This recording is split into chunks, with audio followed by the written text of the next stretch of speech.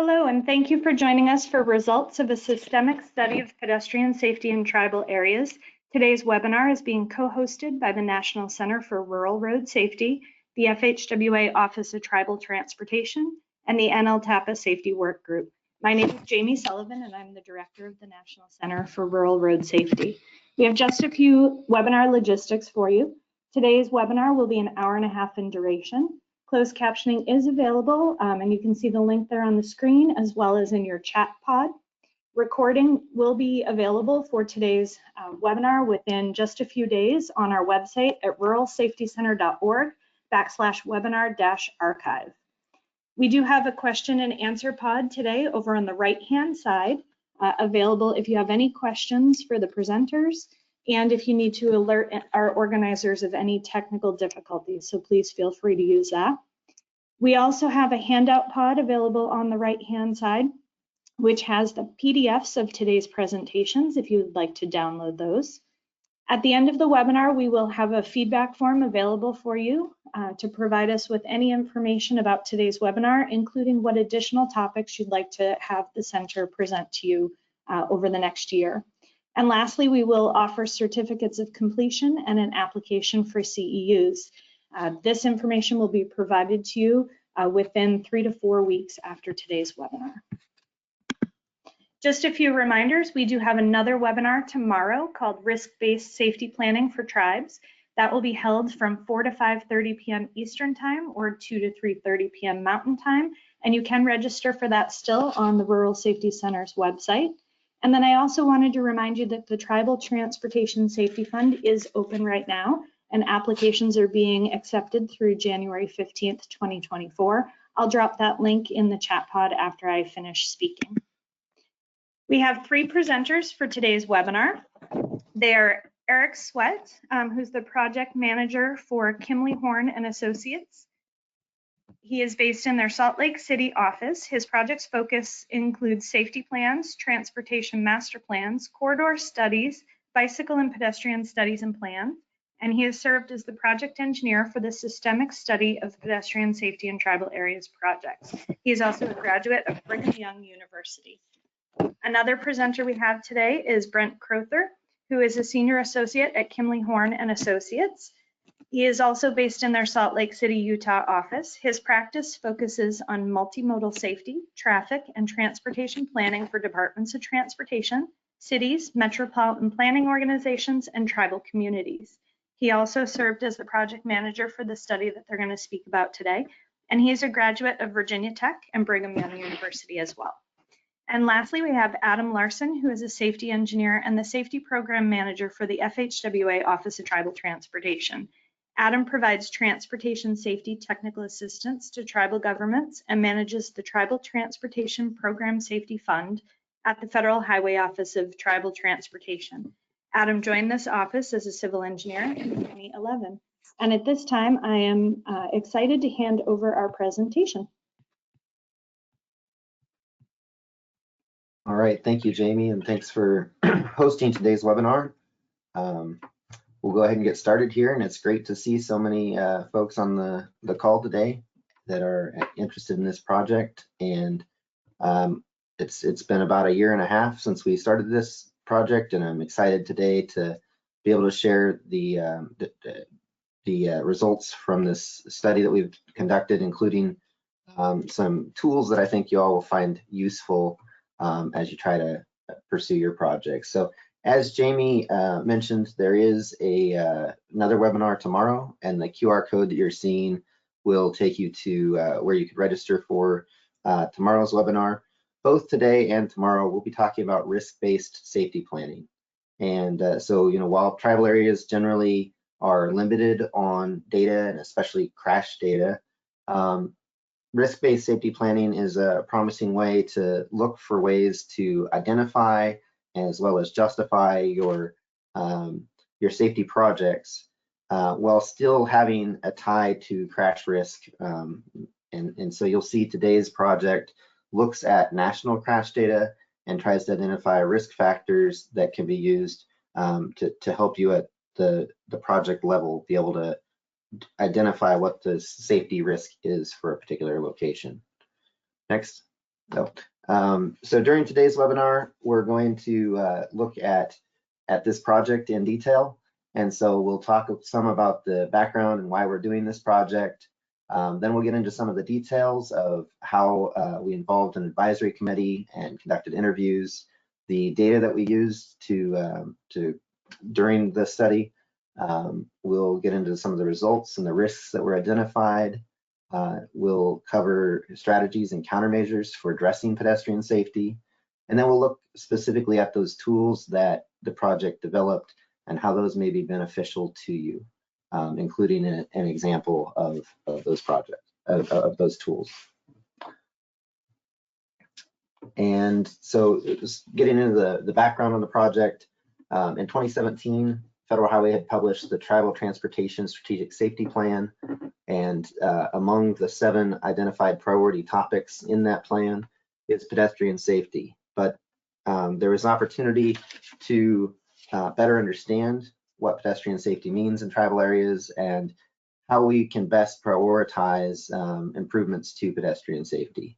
And so next slide, the project here is looking to fill that sort of need and to really help us better understand how we should prioritize limited resources toward improvements in pedestrian safety. The project is looking at, again, identifying those risk factors that are common. You know, when we see a pedestrian seriously injured, what are some of those factors and maybe some of those that we can address with infrastructure improvements. So one of the main purposes of this project is to develop training and planning tools for tribal transportation planners and to help fill those purposes we talked about. Next slide. So this project, we have Federal Highway has contracted with Texas Transportation Institute and Kimley Horn to conduct the study. And among the tasks that they had, again, there was an advisory committee that they were involving. There was look at fatal and serious injury crashes that involve pedestrians in tribal areas. And then we're having them identify risks. We had them look at some successful projects and summarize those as examples you might consider if you have a similar need in your community. And then again, we'll get into some of those countermeasures, tools, and trainings that are coming out of this project. So with that, I'll hand it over to Eric to get into some of those details. Okay, Adam, this is actually Brent that's going to take it for the next few slides. So thank you very much for that introduction. Just want to spend a few minutes on some larger principles and reminding us why we are here today. Each day we know that people are killed and seriously injured on our roadways, and those crashes change the course of lives, their families, and loved ones. However, as many of you are familiar with the safe system approach, we recognize that death and serious injury do not have to be consequences we live with. And through our collective action, planners, designers, vehicle manufacturers, law enforcement, and users, each of us, we can move to a safe system approach that first anticipates human mistakes, and then second keeps impact energy on the human body at tolerable levels, with a goal of eliminating fatal and serious injuries for all road users. You can see here on this graphic provides an overview of that safe system approach. There are 3 key components, the approach, principles, and the elements. The safe system approach shown on the slide is the broadest term and describes all aspects of the safe system. The safe system principles shown around the outside edge of the ring are the fundamental beliefs that the approach is built on, and establish the goal of the safe system approach. Acknowledge human limitations and set expectations for how we should act. A safe system approach is based on those 6 principles. Excuse me, I've lost. that weaves together all those principles that you can see here, that death and serious injuries are unacceptable, humans make mistakes, humans are vulnerable, responsibility is shared, safety is proactive, and redundancy is critical. As we look at each of these principles, first, that death and serious injury are unacceptable. While no crashes are desirable, the safe system approach prioritizes crashes that result in death and serious injuries, since no one should experience either when using the roadway systems. Our goal is to modify how users, vehicles, transportation infrastructure, and emergency response operate to reduce the likelihood of crashes happening at all. The next principle is that humans make mistakes. We inevitably make mistakes that can lead to crashes, but we can design and operate the roadway to accommodate human mistakes. Next is that humans are vulnerable. We have a limited ability to tolerate crash impacts before death and serious injuries occur. The management of kinetic energy transfer to within survivable limits is important for understanding how to design and operate the road system. The next principle is that responsibility is shared. System managers, manufacturers, law enforcement, post-crash personnel, and users all have a responsibility to promote safe behavior and ensure that crashes don't lead to fatal or serious injuries.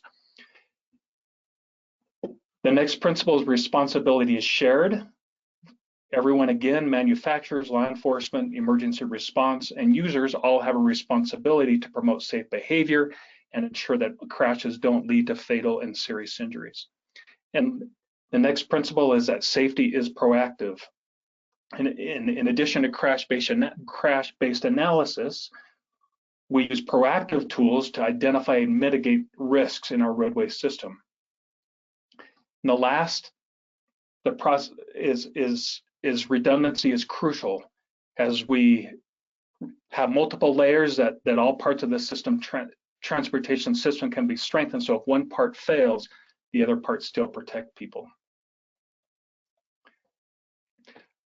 I want to give an overview of how we have accommodated the safe system approach within our process. We began first with an engagement, reaching out to stakeholders, and small group discussions to understand what are they already aware of, what do they face every day on the ground.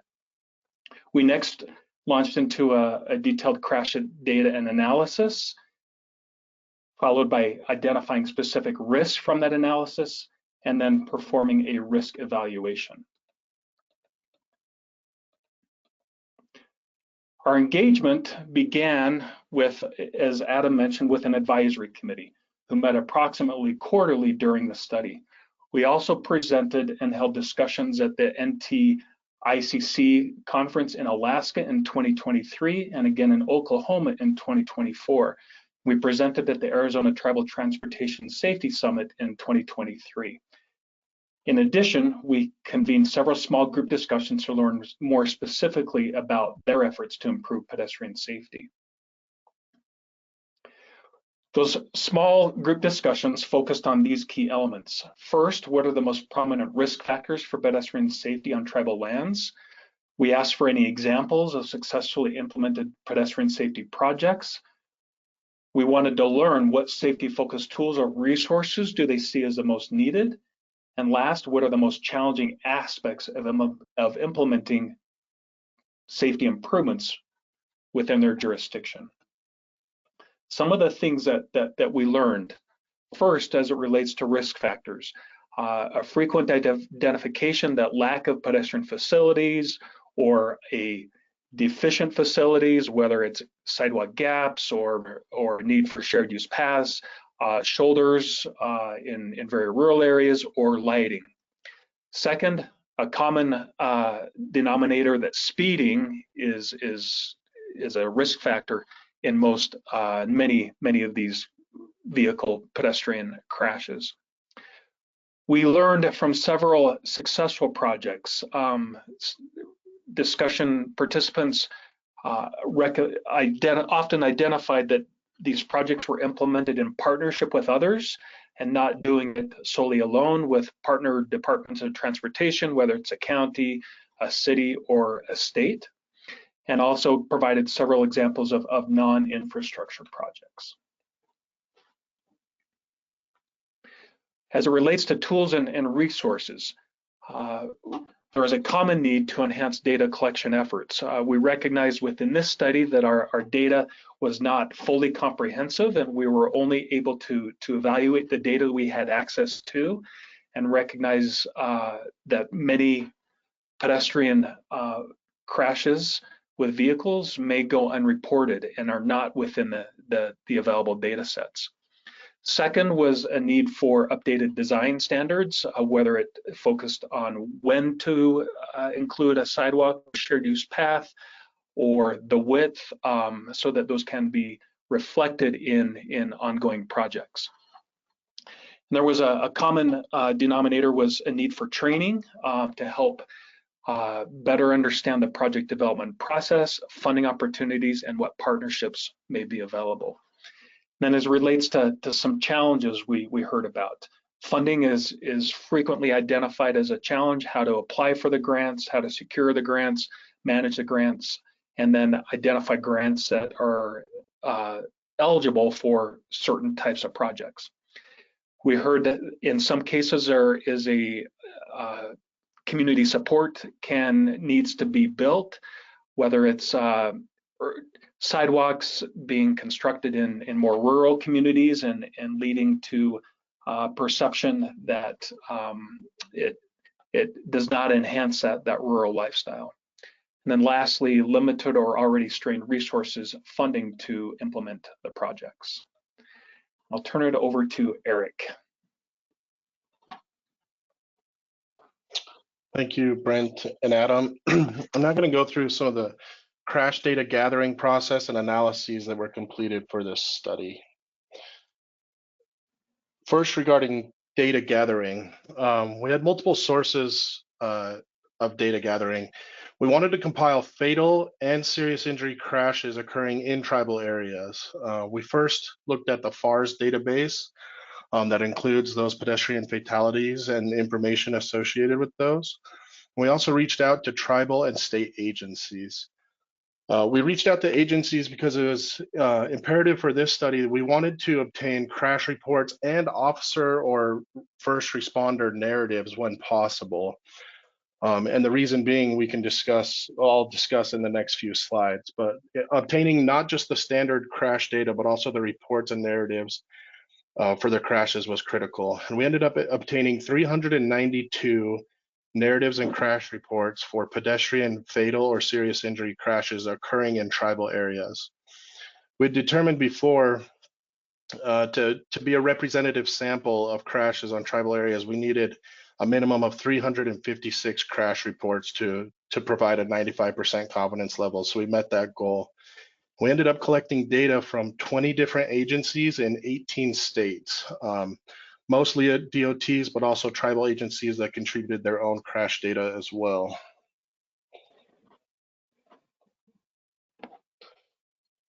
Our analysis methodology included 3 components. First, we would review standard crash data, so information provided in FARS or typical state reported or tribal agency reported data.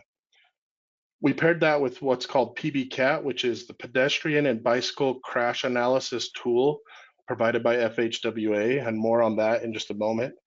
And then also paired those items with a visual observation just via aerial imagery of the crash location.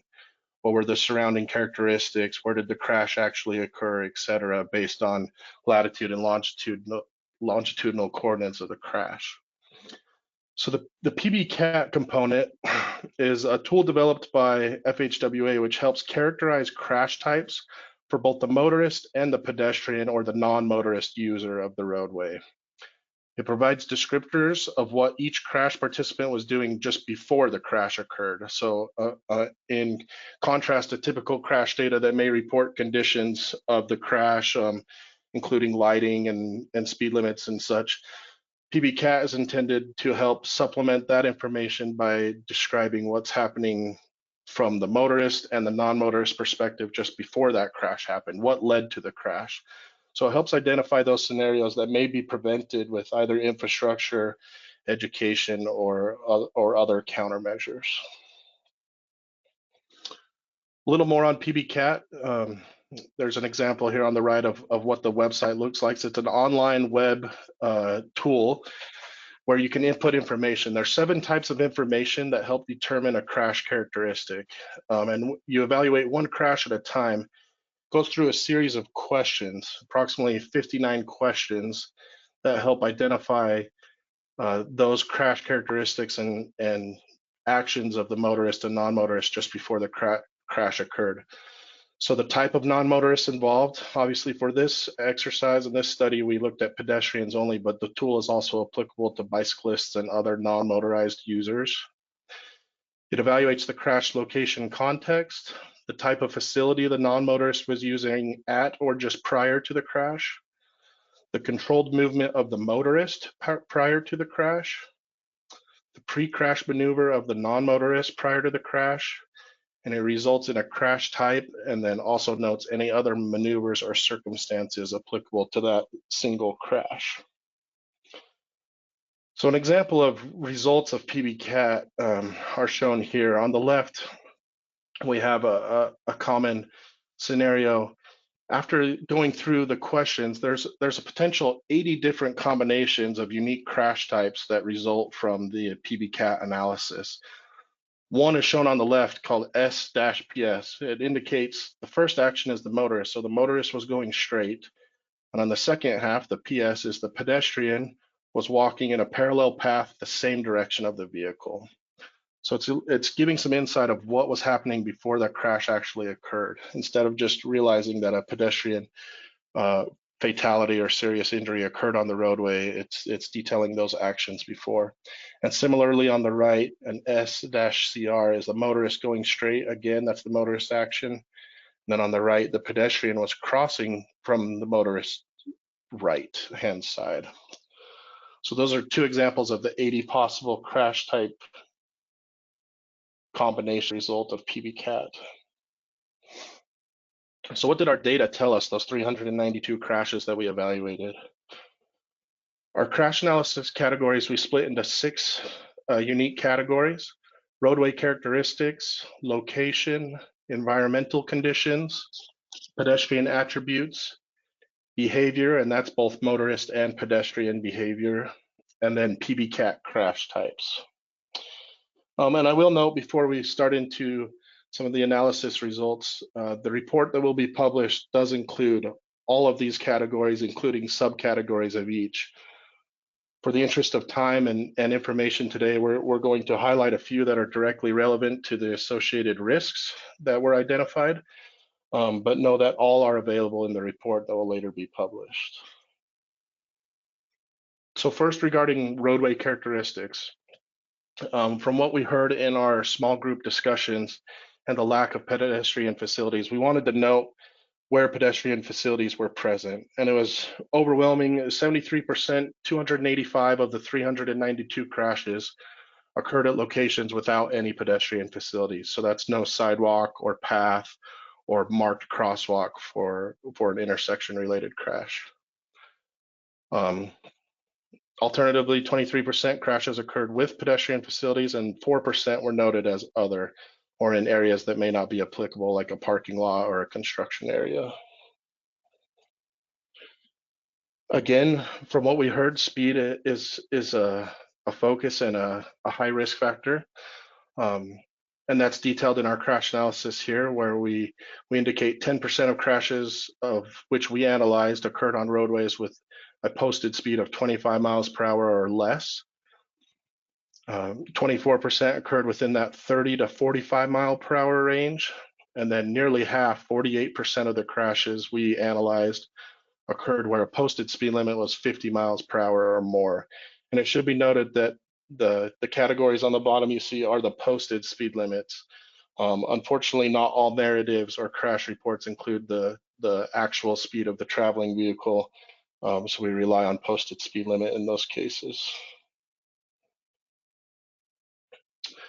Again, with roadway characteristics, we evaluated the number of lanes at the location of the crash, and nearly half, or 47% of the crashes analyzed occurred on 2-lane roadways. And kind of marrying some of these crash analyses together here, we show that of those 184 crashes, 102 of them occurred on roadways where that speed limit was posted at 50 miles per hour or higher. So indicative of more rural type roadways, 2-lane, high-speed highways. And 167 of those crashes occurred without pedestrian facilities located adjacent.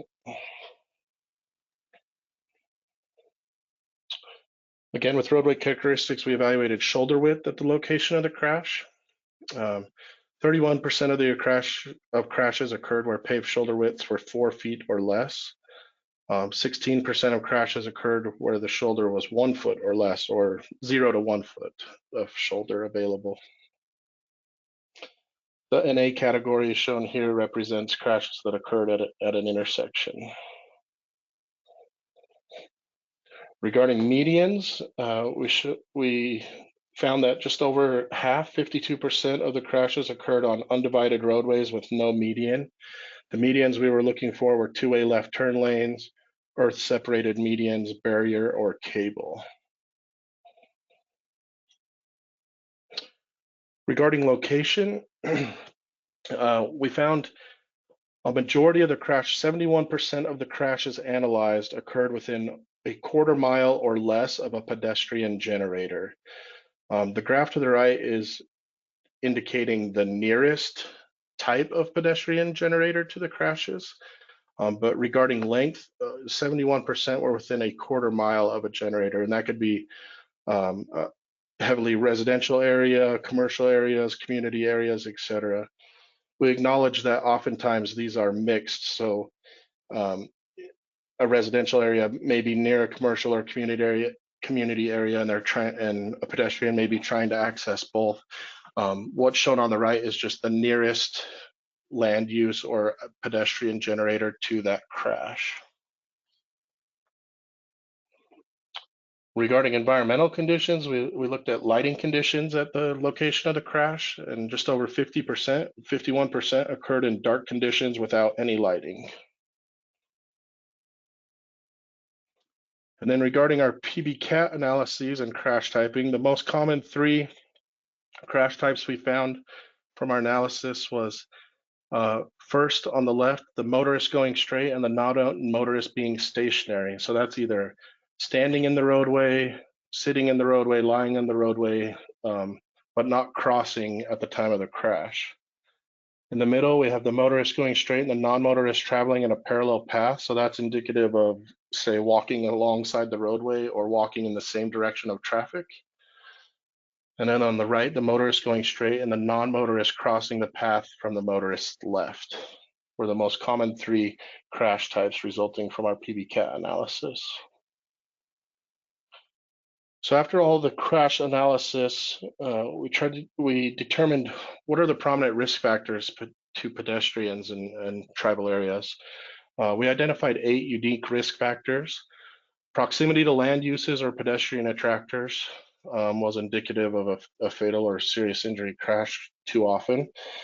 The presence of pedestrian facilities, the posted speed limit, the number of lanes of the roadway, the paved shoulder width, the median types present or not present, the lighting conditions, and then the pedestrian action. So I'm gonna jump back to Brent to detail some of the strategies and countermeasures developed from this analysis. Great, thank you, Eric. Based on the risk assessment, we prepared a set of potential strategies and countermeasures that could be considered for implementation in tribal areas. The countermeasures are largely drawn from 3, from 3 sources, supplemented by input from our small group discussions. First is a FHWA Proven Safety Countermeasures Initiative, and that is a collection of 28 countermeasures and strategies that have been demonstrated to be effective in reducing roadway fatalities and serious injuries. Second is from the FHWA Pedestrian Safety Guide and Countermeasure Selection System, otherwise known as PedSafe. Then we also drew upon behavior-focused countermeasures from NHTSA's Countermeasures That Work. We organized countermeasures into these five category types. Roadway infrastructure, walking along the roadway, and then there's a second roadway infrastructure that is focused on crossing the roadway. And then we have intersection improvements, education enforcement strategies, and then those related to policy and planning. For each countermeasure, we prepared a selection matrix that listed each of the potential countermeasures and then a set of data associated with that. Within that countermeasure matrix, we identify the category, one of those five that identified: walking along the roadway, crossing the roadway, intersection, education enforcement, or policy and planning. Then we listed the countermeasure, and we also listed a crash modification factor, which is a multiplicative factor used to compute the expected number of crashes after implementing a given countermeasure at a specific site. The crash modification factor reflects the safety effect of the countermeasure, whether it results in a decrease in crashes, or in some cases, an increase in crashes, or no change in crashes. We also listed a relative cost of the countermeasure, and we categorized these as high, medium, or low. We identified the roadway general typology or configuration, which the countermeasure is generally applicable to. Examples are a rural 2-lane roadway, a rural 3-lane, rural 4-lane, and the same for urban 2-lane, 3-lane, 4-lane, and 5-lane. And then the last category, we identified the risk factors that are addressed by that countermeasure. For example, proximity to land uses, presence of pedestrian facilities, vehicle speed, driver pedestrian intoxication, the pedestrian action, whether it's walking in the roadway or walking parallel to the roadway, as examples of those risk factors. When we also consider the range of strategies, we also built upon and support complete streets principles, planning and designing and constructing and then operating, maintaining a network to enable safe access and mobility for all roadway users, with a focus on connectivity, separation, and reducing vehicle speeds. If you go to the next slide, these are some examples of the countermeasures that are within the countermeasure selection matrix. Walkways and shared use paths, particularly near school zones, land uses, transit stops, and where there is a large amount of pedestrian activity. In more rural areas, walkable shoulders could be considered if there is a high level of pedestrian activity, but those wider shoulders should be along both sides of the road so we don't force pedestrians to cross those rural highways. As another example, a pedestrian hybrid beacon. These have been implemented in both rural and urban locations, and it protects pedestrians by providing a signalized crossing that warns vehicles to come to a complete stop while the pedestrian is crossing the roadway. And as another example, a rectangular rapid flashing beacon where our vehicle speeds are not quite as high, or the number of lanes is lower as compared to pedestrian hybrid beacon, but there is a need to enhance driver awareness of pedestrian activity. We also have median pedestrian refuge islands. A raised median with an island can help pedestrians cross a roadway, so they only need to focus on one direction at a time. And it is particularly helpful when we have long spaces between signalized or other pedestrian crossing opportunities. Another very important element is managing speeds, defining appropriate speed limits for the roadway, and more importantly for the land uses adjacent to the roadway.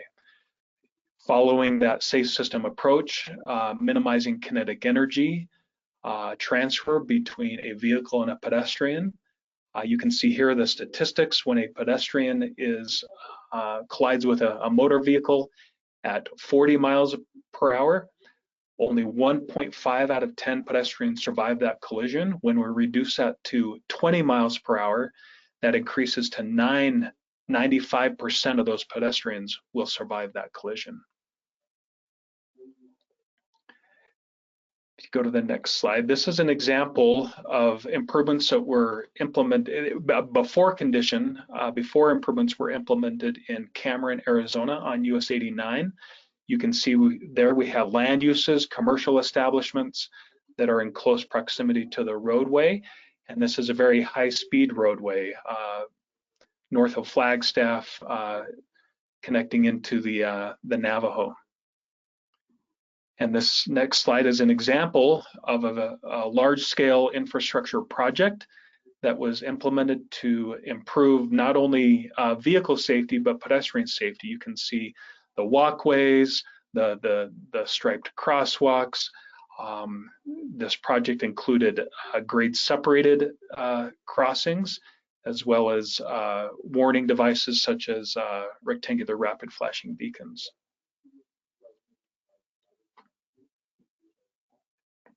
I'll turn it back over to Eric to talk through the risk evaluation.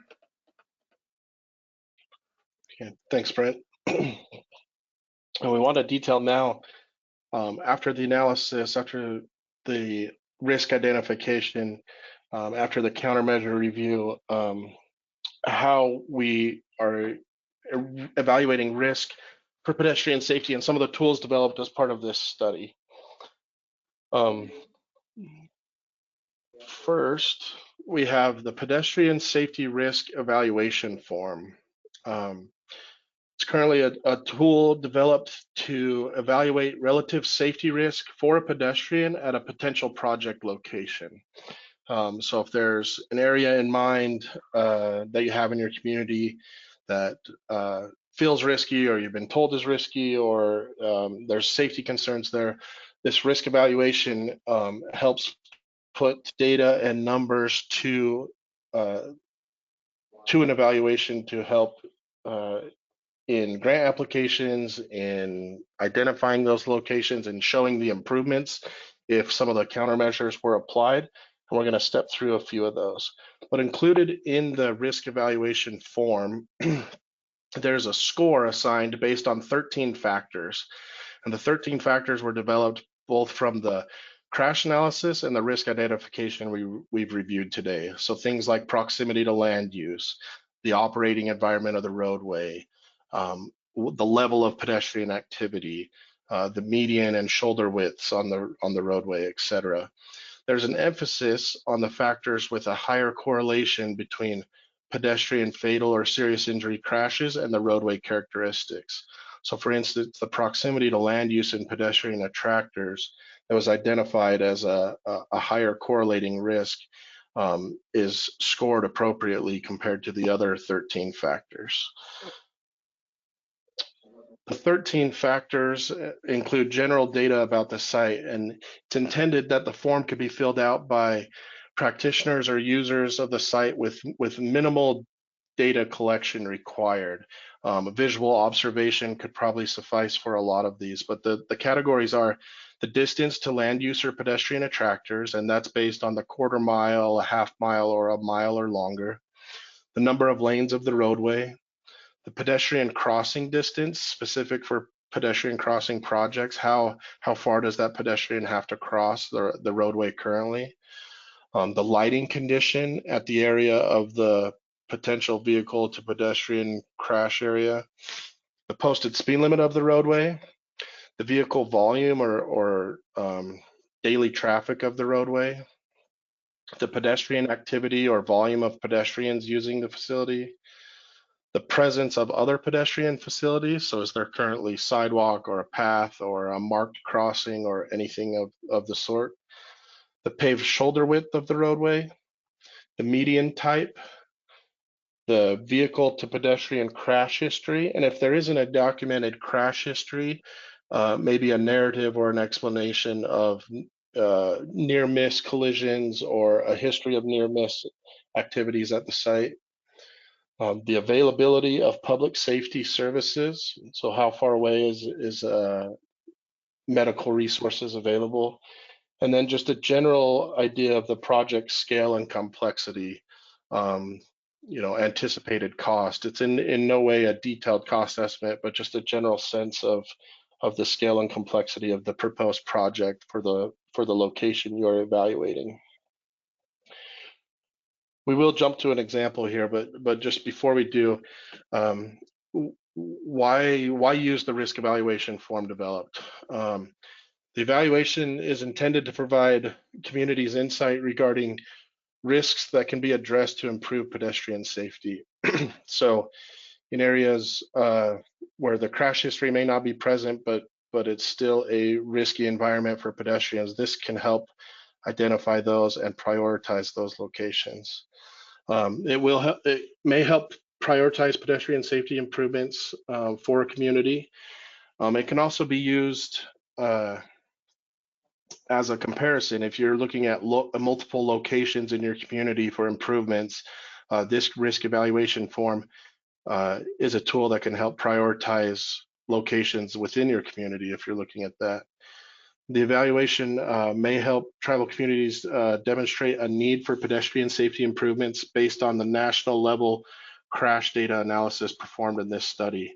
So as we'll detail here in a moment, the form does provide some statistics and some information regarding the inputs you provide based on the crash analysis reported today and the risks identified.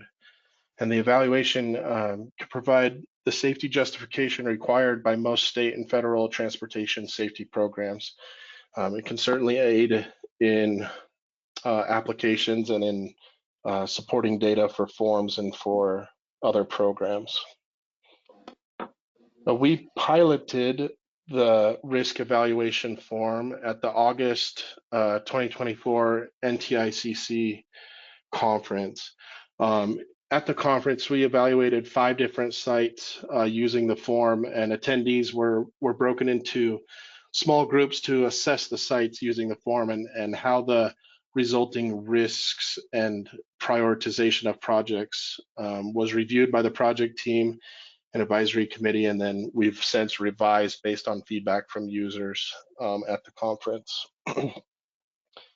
So as an example on how to use the pedestrian evaluation form, this is one of the locations that was included in the conference piloting, but this is a location on the Winnebago tribe of Nebraska land, east of Winnebago on BIA 17.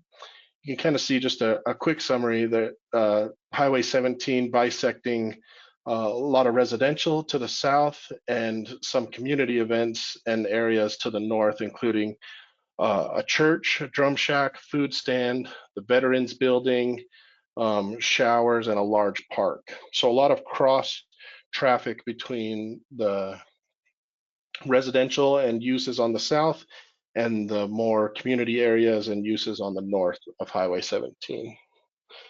So if this site was in your community or something similar, these are the basic site characteristics that would be needed in order to fill out the pedestrian evaluation form. So just through visual observation or going to look at the site, you can determine the posted speed limit. We had 35 miles per hour. The traffic volume is one that you can estimate, or if there's data available through the state DOT or another agency. It was determined about 4,000 vehicles per day on Highway 17 here, just based on visual inspection. very limited paved shoulder, 0 to 1 feet. No lighting present, as you can see above.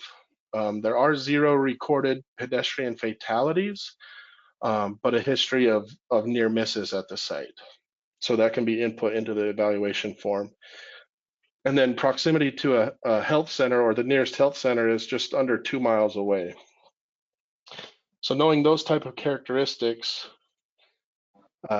we're able to fill out this form. This is a static evaluation. I'm actually going to switch over to the form itself and show you some of the options in there. So if I was evaluating that location, there's some notes, the proposed improvements, how a project may enhance connectivity, what type of land uses are adjacent to site. That's just narrative you can fill out. In the risk factor summary, there's instructions on what to select. And these are the 13 categories that I detailed before of the different factors. So in proximity to land use, these are all drop down available to select. So knowing the location we just evaluated, it's directly adjacent community areas and residential. So I'd be selecting that less than a quarter mile from land uses. And then this score automatically populates based on my selection. So if I was to change scores there, it would change. The operating environment, it was a 2-lane undivided roadway. So I made that selection from this drop down. And again, the different categories have different risk scores associated with them. Pedestrian crossing distance, lighting condition, there was no lighting there. So I indicated that for an associated score, the posted speed limit, etc. So all of those 13 categories I've filled out here, each with its respective associated pedestrian risk evaluation score.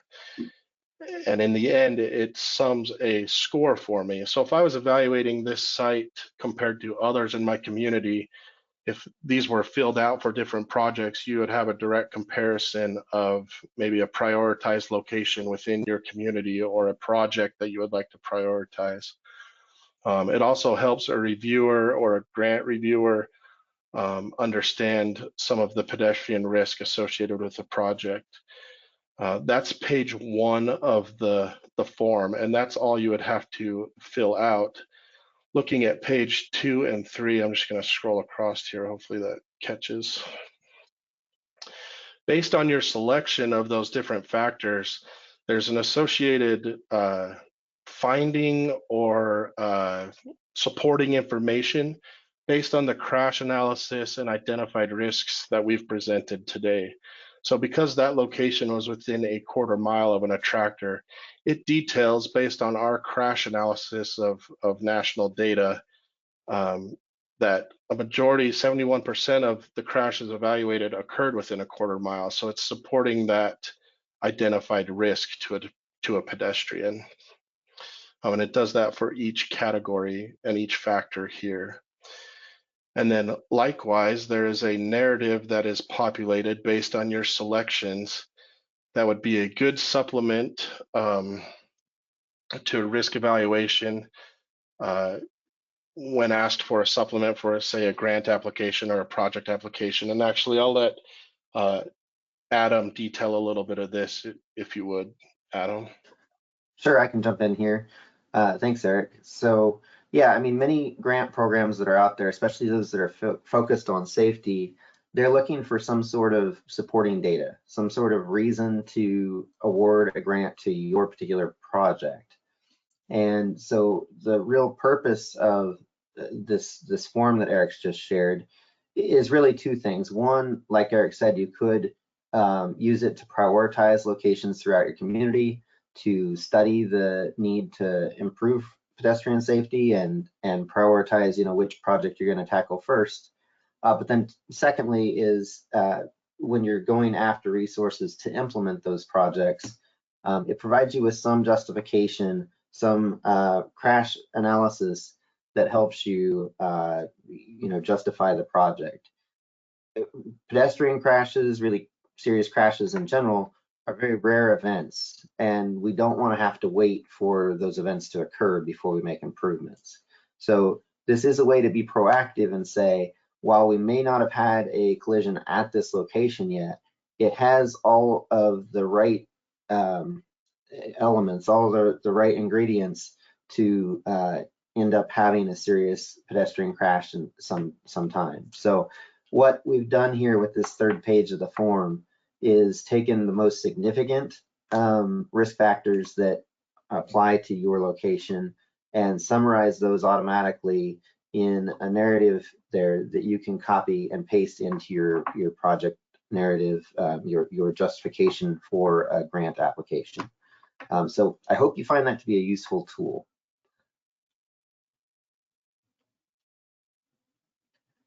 Now, we don't yet have a final approved version of the report that we're talking about today.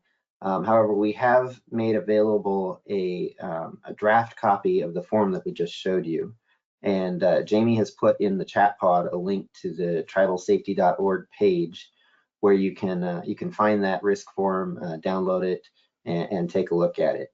But while we don't yet have the approved report to share with you, we did want to touch on this project and talk with you about how you might implement it, especially keeping in mind the Tribal Transportation Program Safety Fund has an impending deadline of January 15th, 2025.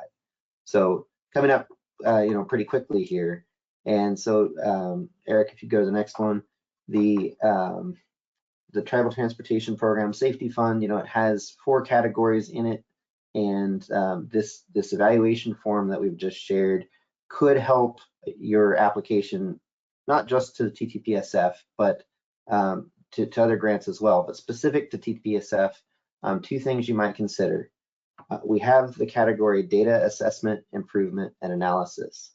That category is intended to be used for any kind of studies that you need that go beyond just a basic safety plan and do further data analysis. So if you wanted to assess pedestrian risk across your entire road network, you may be able to apply to that data category for funding to conduct that study and possibly use the results of the study we've just shared to help guide you as you evaluate risk for pedestrians across your system, and really use that to build some justification for implementation and help you prioritize those projects.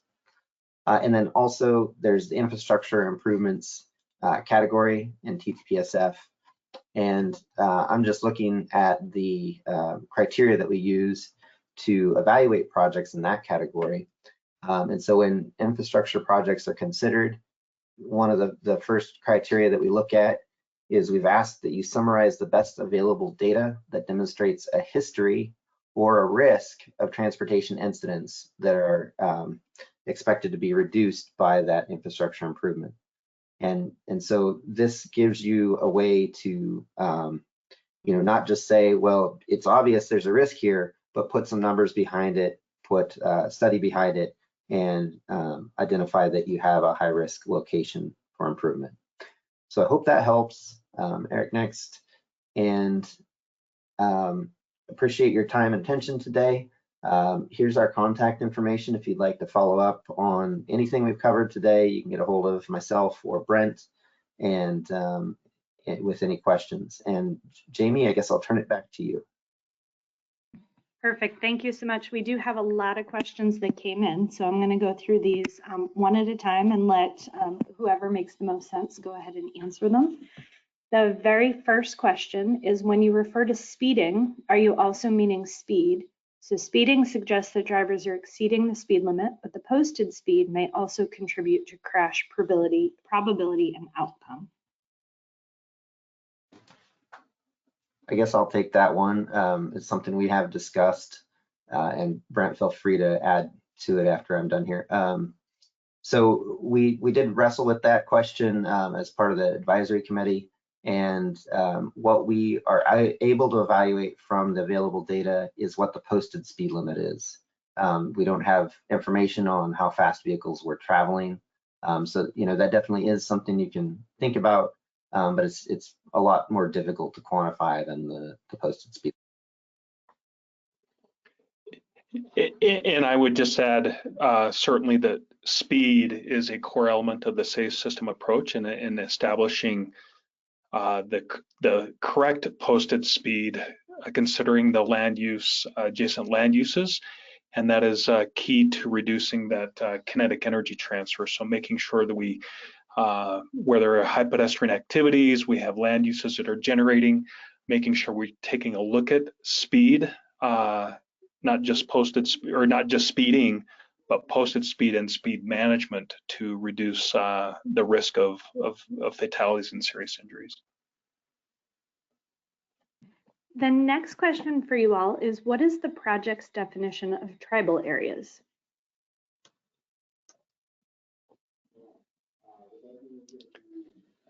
We followed the same definition that is used for the Tribal Transportation Strategic Safety Plan, and it's a complex definition that takes into account the USGS Protected Areas Database, and that includes tribally owned land, as well as special consideration for Oklahoma, where high population Native American counties are included in that definition of tribal areas.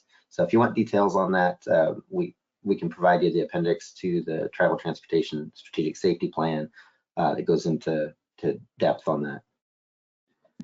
Perfect, thank you. And if the requester would like that, please let us know and we can get that to you. The next question is that risk factors were identified in this project. Were there protective factors also identified? And if so, what were they?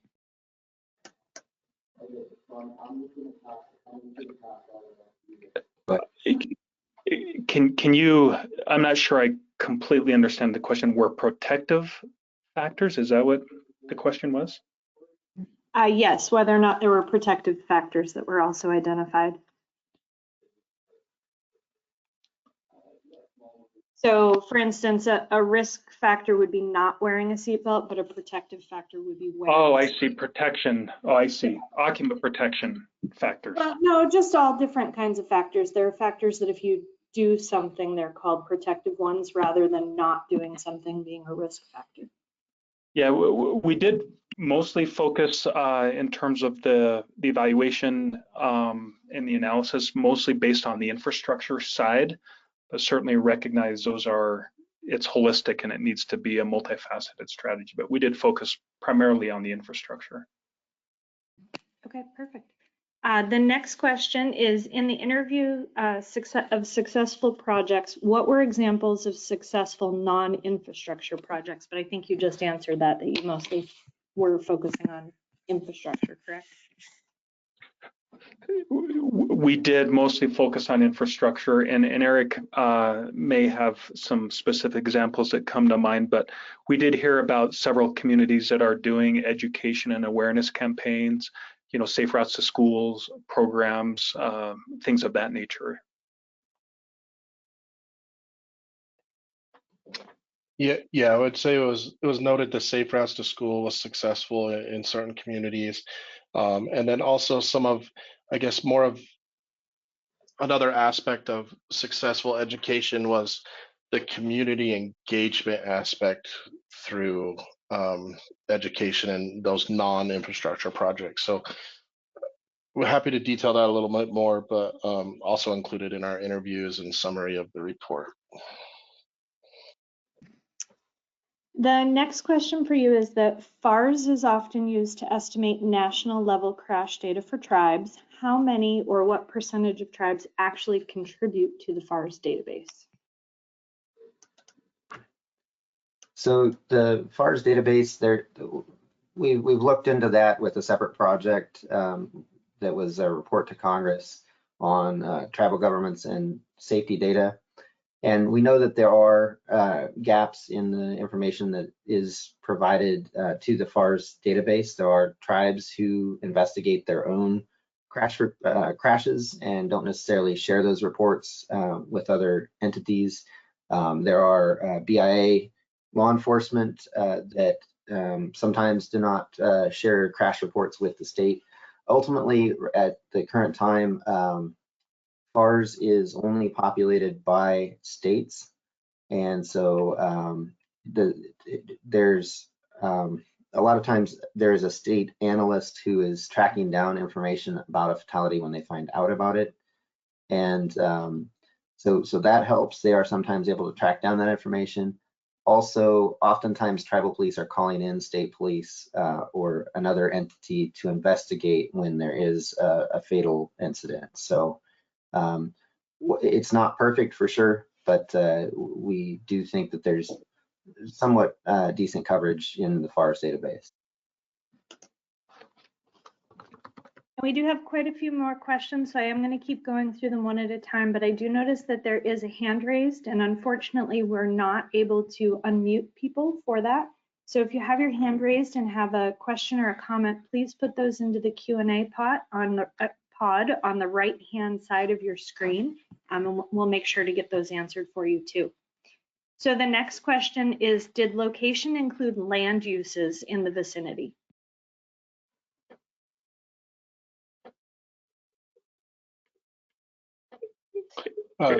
Yes, the evaluated location, we evaluated via aerial imagery or GIS means, but to identify nearest land use. So different categories were set, community areas, residential areas, commercial areas, etc. were evaluated. And that's what was detailed in the proximity to land uses, the distance to those areas. The next question is, with AI available on all smartphones, all data can be uploaded in real time if the phones detect crashes now. Why can AI not give information on speed and direction of the travel automatically? I think that's a topic for another time. It's definitely, as there are agencies looking into that, and when state police investigate a crash, they will try to find all available sources of data for their reports, but there's probably opportunity to improve that as time goes on. Another question for you all is that the integrity or safety of the roadways can be tied to the level of maintenance. Maintenance of roadways varies in Indian country. Did roadway conditions analyzed include the responsible party? So for instance, state, tribe, BIA for maintenance.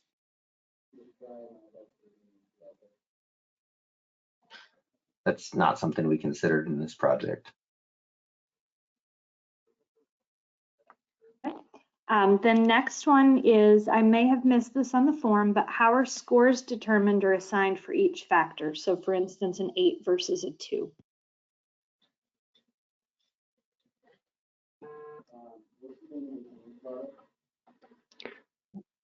Yeah, there's a breakdown of the scoring available on the form, and it between the project team and the committee, we tried to determine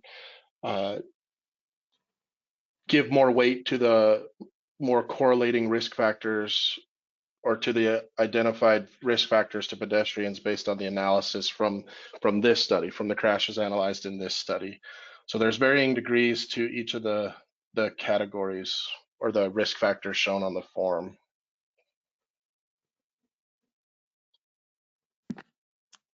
Another question that came in for you is, if a tribe wanted to start collecting their own crash data in a rural area, would PBCAT be a good tool? And would they create their own account to access the data? Yeah, I can take that one.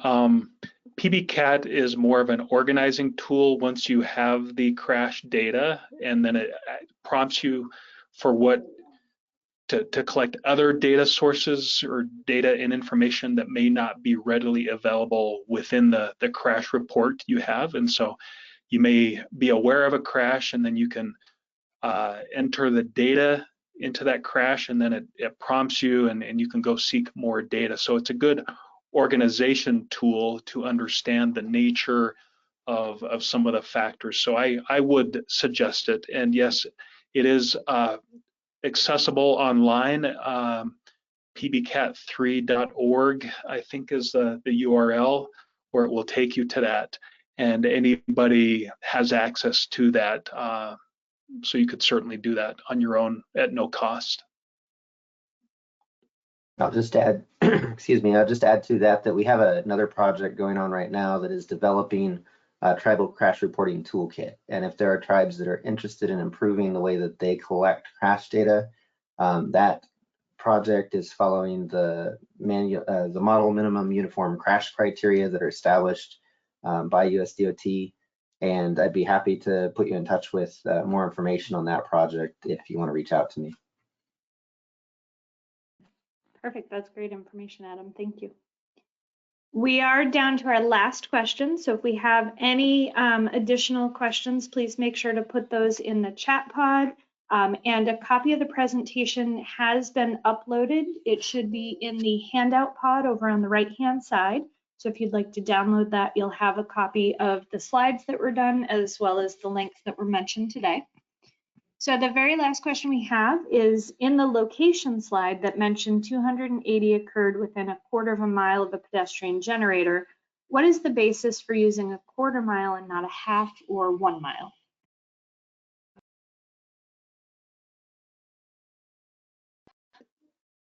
Eric, can you bring up that slide just to show how significant that quarter mile was?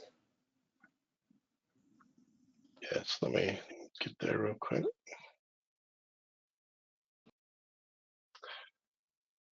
And actually, this graph, Adam, isn't showing that. That graph is available in the report showing the proximity. I think the quarter mile, I think we started with a half mile actually and realized that was even a higher percentage. So we wanted to narrow it down to a quarter mile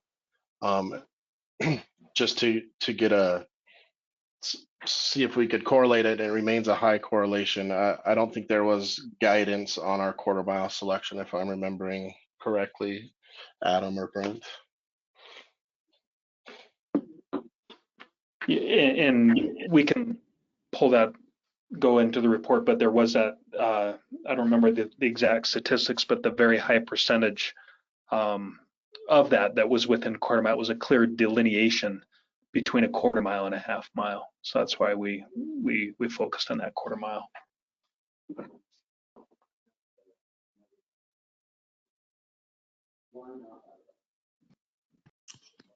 One last call for any questions that may be out there still. If you have any questions, again, please put those in the Q&A pod. We are unable to unmute phone lines for hands raised.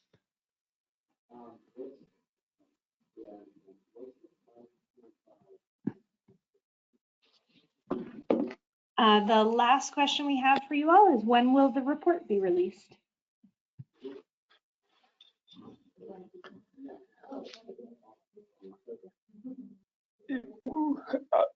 We are putting the very final touches on that and getting that into FHWA within the next couple of days.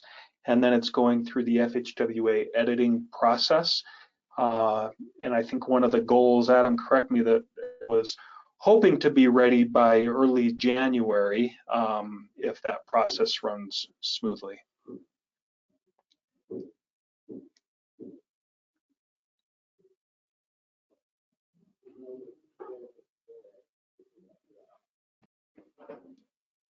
Perfect. Well, we'll look for that report in January. As soon as it is available, we will send it out through the National Center for Rural Road Safety. I'm sure that the FHWA Tribal Transportation Office will also be posting that and sending it out as well. So we look forward to seeing that. For now, again, remember that the draft form is in the chat pod. Don't forget that the Tribal Safety Fund is open for applications until January, and we put that in the chat pod as well. Additionally, the recording for this webinar will be up within a few days on the ruralsafetycenter.org website. And thank you all for joining us today.